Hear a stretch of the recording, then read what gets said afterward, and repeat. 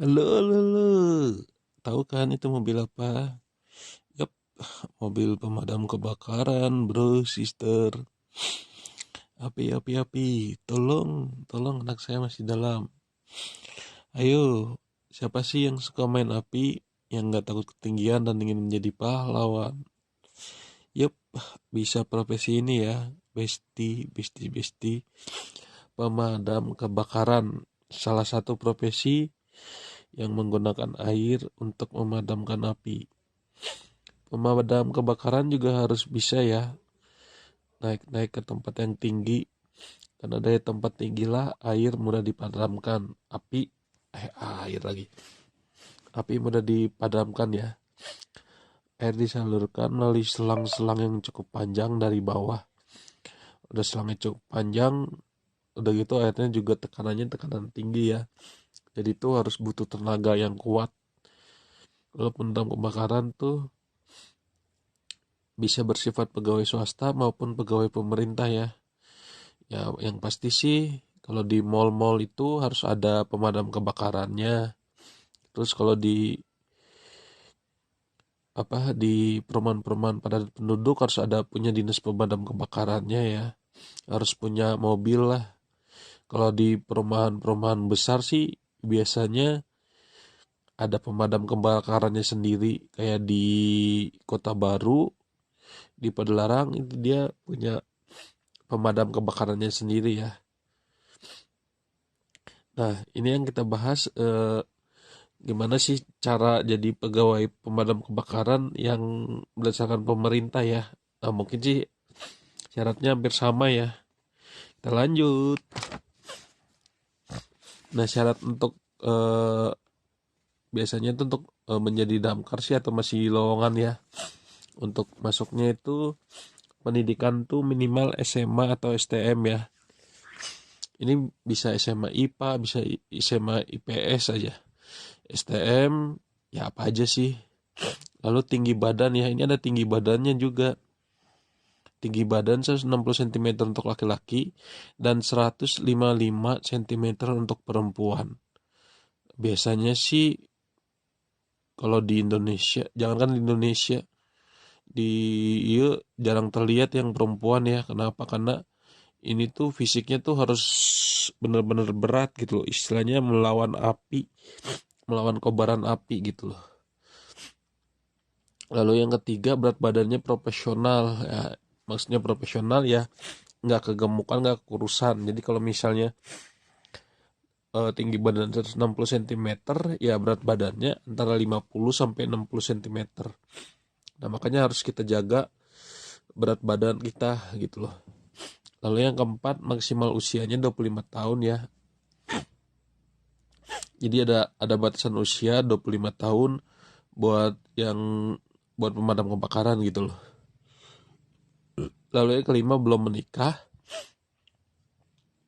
Yang keenam, sehat jasmani dan rohani ya.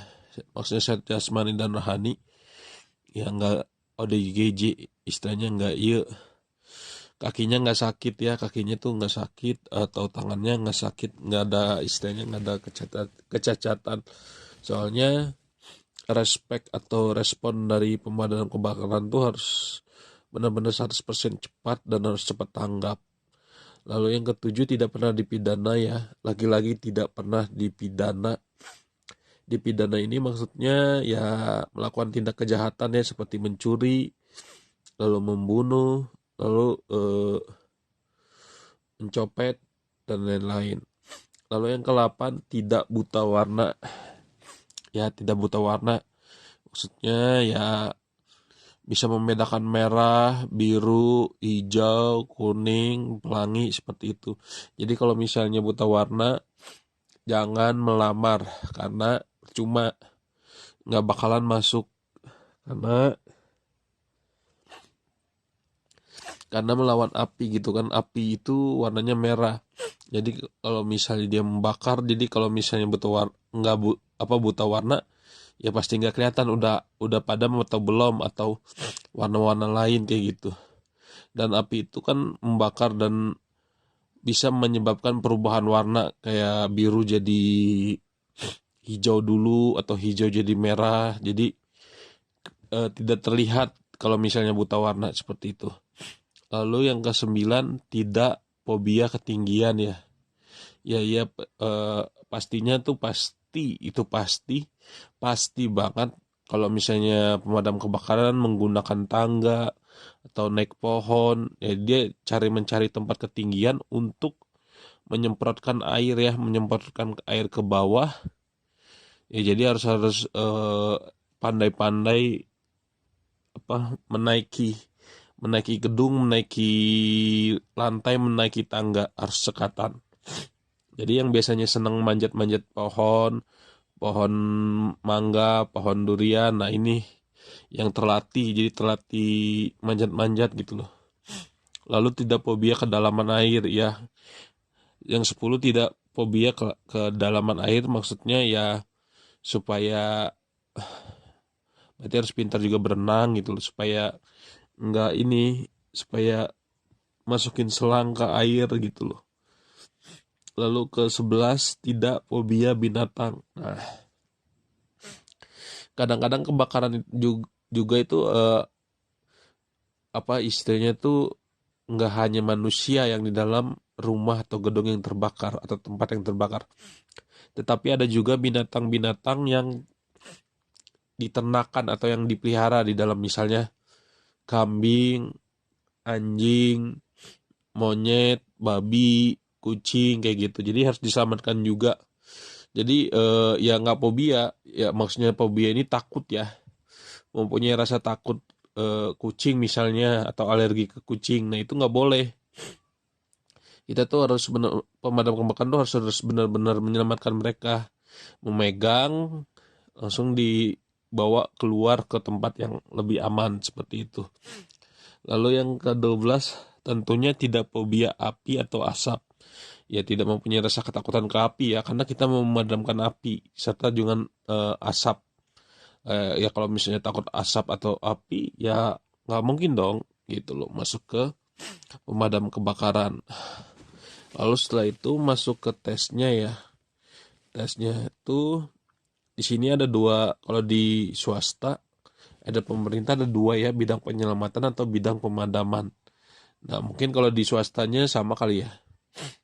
Tes administrasi. Nah ini satu tes administrasi itu tes administrasi, jadi itu menulis keterangan secara online.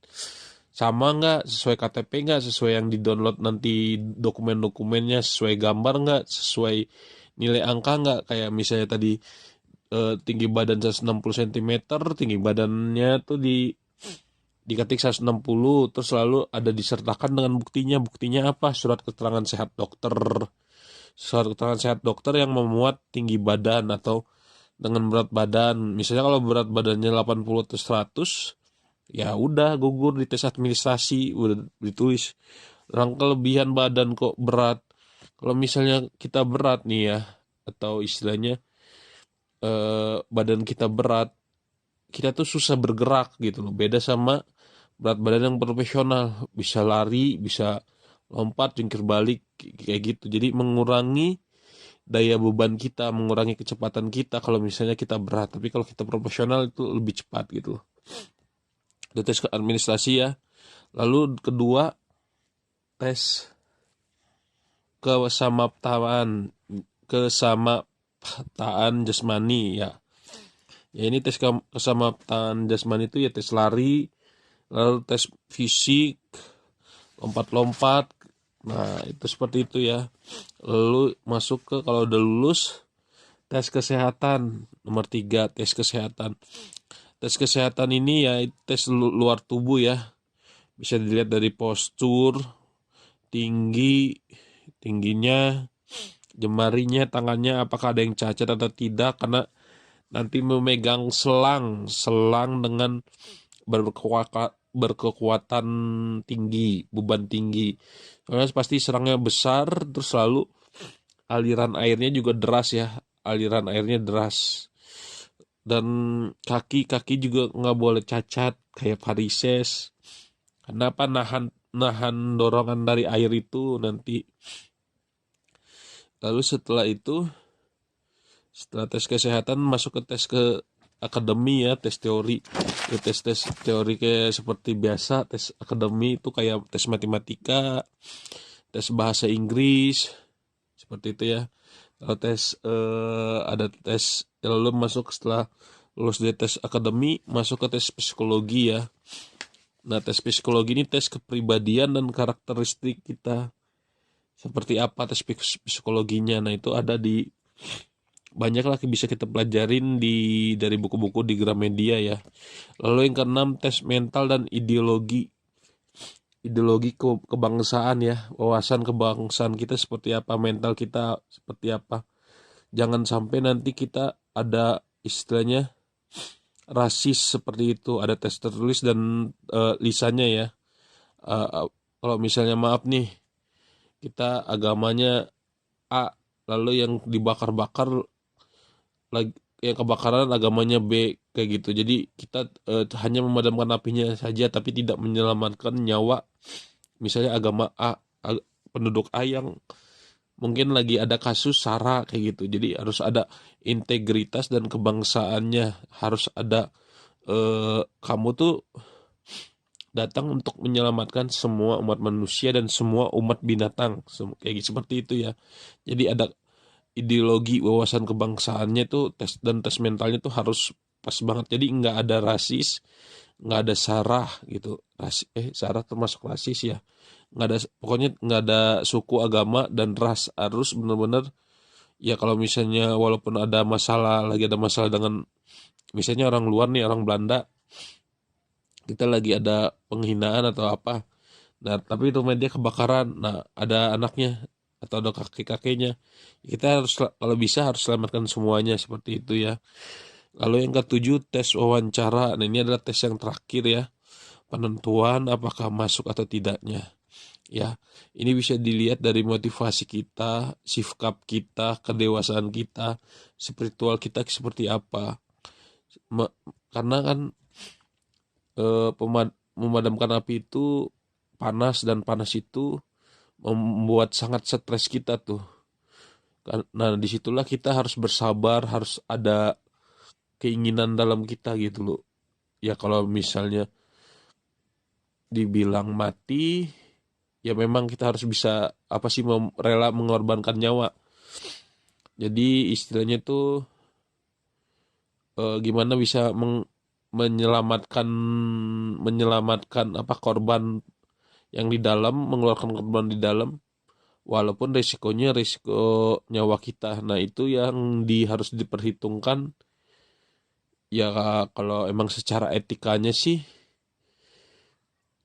ya mempertaruhkan nyawa, tidak seperti kebanyakan pekerjaan yang istilahnya apa sih, tidak mempertaruhkan nyawa. Kalau ini benar-benar mempertaruhkan nyawa dan kita harus kepanasan. Jadi otak itu harus benar-benar adem dan sabar gitu, harus sabar-sabar pisan. Jadi tidak sembarang orang gitu mungkin bisa melewati semua semua tes sampai psikologi, sampai tes mental, istilahnya itu sampai tertulis, sampai lisannya. Tapi di tes wawancara inilah tes sungguhnya, karena nanti nggak mungkin dong kita ada kebakaran langsung karena panas langsung menyerah, langsung misalnya kaki kita kebakar sampai gedung mau rubuh, ngeliat anak kecil di dalam kita langsung kabur kayak gitu. Nggak, berarti pemadam kebakaran itu harus gimana caranya anak itu selamat walaupun mengorbankan nyawa kita. Dan itulah pahlawan pahlawan api ya, pemadam kebakaran ya. Oke, see you next time. Dalam profesi cita-cita, see you. Jangan lupa